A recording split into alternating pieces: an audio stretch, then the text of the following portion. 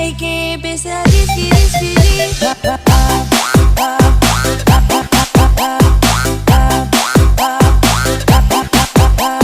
Embrio di dalam rahim seorang perempuan. Ya, dalam hal ini hubungan suami dengan istri, tegasnya demikian. Jadi kalau bukan suami dan istri, itu hukumnya haram. Mengapa? Yuk kita jawab. Satu, kita kenali dulu apa itu haram. Orang sekarang ada yang paranoid dengan haram, fobia haram, haram fobia. Jadi ketika mendengar haram kaget ya, karena belum paham tentang haram. Haram itu seakar dengan hormah, hormatun. Diserap ke dalam bahasa Indonesia dengan hormat. Ya, hormat. Sekira di Malaysia juga kita serumpun ya, di Brunei juga kita memahami kata hormat ini.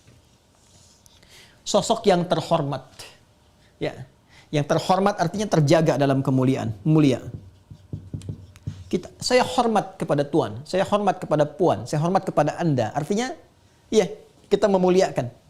Ya, mengangkat marwahnya dan seterusnya. Nah, jika kita ingin menjaga sesuatu untuk mempertahankan kehormatan ini dan menepikan segala yang bisa merusak kehormatan ini, meruntuhkan kehormatan. Jadi kalau ada satu pekerjaan atau hal tertentu yang memengaruhi ini, mengerjakan sesuatu yang memungkinkan kehormatan ini berkurang. Atau mengerjakan satu hal yang bisa meruntuhkan kehormatan ini. Ya, maka saking sayangnya Islam diberikan penjagaan-penjagaan. Dalam bahasa Arab, sesuatu yang menjaga agar kehormatan tetap mulia, tetap baik, itu disebut dengan haram namanya. Haram. Jadi hukum haram itu diturunkan sebetulnya bukan ingin membatasi manusia beraktivitas. Bukan ingin membatasi manusia berkreasi, bukan. Tapi filosofinya adalah untuk menjaga supaya kehormatan ini terjaga dan terpertahankan. Supaya kemuliaan ini terjaga karena manusia itu makhluk mulia. Ya, satu-satunya kitab suci yang mendeklar langsung kemuliaan manusia itu Al-Qur'an. Ya, sebelum ada deklarasi HAM dan sebagainya, Al-Qur'an sudah menyampaikan. Quran surah ke-17. Ayat 70. Walaqad karramna bani Adam. Dan aku bersumpah, kata Allah. Ya, pakai lamnya taukid, qadnya tahqiq. Aku jamin, aku tegaskan. Ya, dengan segala keagunganku, kata Allah, ya, aku telah muliakan semua anak cucu Adam. Kita ini mulia. Karena mulia, Allah menjaga kemuliaan kita. Karena istimewa, dijaga keistimewaan. Jangan sampai meruntuhkan keistimewaan itu, kemuliaan itu. Karena itu kenapa dilarang berdusta? Wailul lil mukadzibin, celaka kalau berdusta. Sebab ketika berdusta runtuh kemuliaan. Kenapa dilarang mencuri? Karena ketika mencuri akan runtuh kemuliaan, hilang kehormatan. Ya, dipublikasikan, dipamerkan di hadapan banyak orang, ini loh koruptor, ini pencuri dan sebagainya, runtuh kemuliaan. Dan dampaknya bisa ke orang lain juga. Bapak mencuri, ketahuan, keluarga hilang kehormatan. Karena itu untuk menjaga kehormatan ini, kata Al-Quran, jangan pikirkan diri sendiri. Ini ada dari konsekuensi perbuatanmu itu bisa berkonsekuensi pada yang lainnya.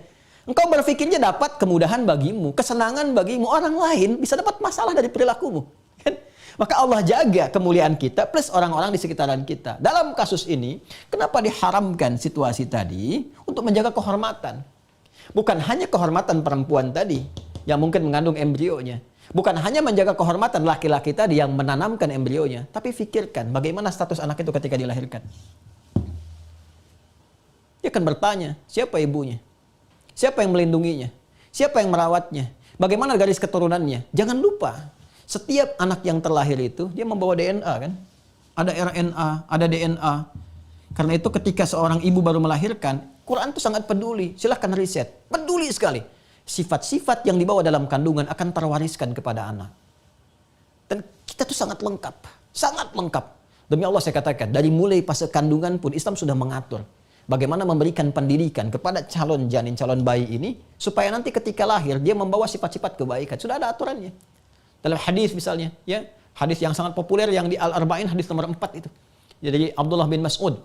An Abi Abdurrahman Abdullah bin Mas'ud radhiyallahu ta'ala anhu ya qala Rasulullah sallallahu alaihi wasallam huwa shadiqul masduq inna ahadakum yujma'u fi batni ummihi 40 yawman nutfah thumma yakunu mithla dzalika 'alaqah thumma yakunu mithla dzalika mudghah ya setelah itu apa yang terjadi ini yang paling menarik Dalam usia 40 hari pertama percampuran spermatozoa dengan ovum, usia kemudian 40 hari kedua jadi zigot, menempel dinding rahim, usia kemudian 40 hari ketiga, 4 bulan, 120 hari menjadi mudghah, thumma yursalu ilaihil malak, diutus malaikat, dijelaskan sampai malaikatnya.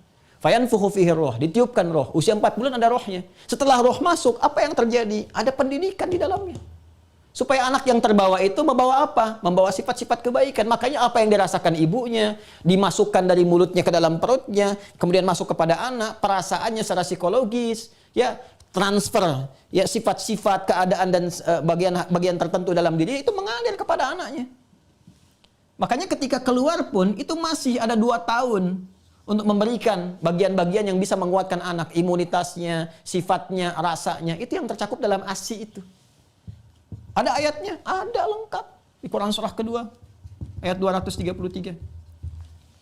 Wal walidatu yurdi'na auladahunna haulaini kamilaini liman arada an yutimma radha'ah. Ya.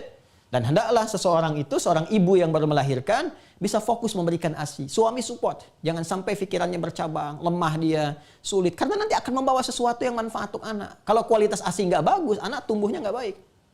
Dan ternyata di Amerika sendiri yang meriset bahwa ternyata pengaruh dari pemberian ASI, keadaan saat hamil kepada anak itu 70% berpengaruh kepada anak. Terbawa itu.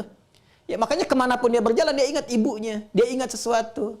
Nah jadi difikirkan, kenapa Islam mengharamkan hal yang tadi Anda kemudian tanyakan? Karena Islam akan menjaga kehormatan dari semua yang terkait dengan proses itu. Status anaknya dijaga. Supaya saat terlahir dia punya status yang tidak meruntuhkan kehormatannya. Ya, jangan sampai ada candaan dari kawannya, kamu itu anak gak jelas, ditanam di ibu A, lahir di keluarga B. Bagaimana secara psikologis pada anak itu? Ya, bagaimana tentang hak warisnya? Bagaimana kita mengelola genetika yang ada dalam dirinya? Bagaimana DNA dan RNA yang berlangsung dalam tubuhnya? Itu tidak ada kejelasan. Nah, ini yang menjadikan Islam menjaga marwah semua ini dan menjaga kehormatannya, menghadirkan hukum haram bila tidak didahului dengan proses ini untuk menjaga kehormatan laki-laki, perempuan, dan bayi yang berpotensi dilahirkannya.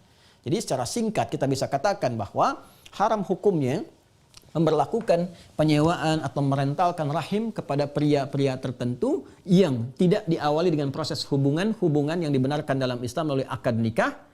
Tidak ada hubungan mahram di dalamnya yang dengan hikmah tertentu menjaga kemuliaan-kemuliaan dari semua proses yang berlangsung itu. Pas hay que empezar a escribir.